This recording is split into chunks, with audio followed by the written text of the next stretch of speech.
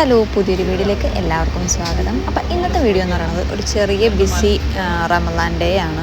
അപ്പോൾ നിങ്ങളുടെ നോമ്പൊക്കെ എങ്ങനെ പോകുന്നു, അടിപൊളിയായിട്ട് പോകുന്നു എന്നൊക്കെ ഉള്ളത് നിങ്ങൾ കമൻറ്റ് ചെയ്യുക.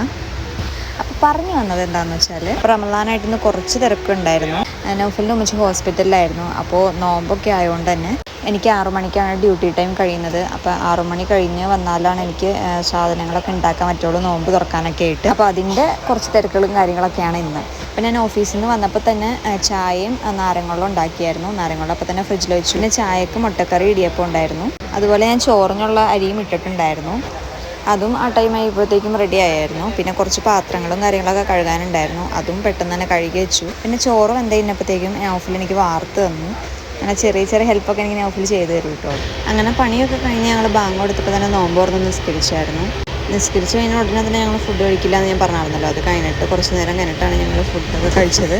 അപ്പോൾ ഈ വീഡിയോന് കുറച്ച് സൗണ്ട് ഇഷ്യൂസും കാര്യങ്ങളൊക്കെ ഉണ്ടെന്ന് എനിക്കറിയാം. കാരണം ഞാൻ ട്രെയിനിലിരുന്നിട്ടാണ് ഞാൻ ഓൺ വോയിസ് ഒക്കെ ചെയ്യുന്നത്.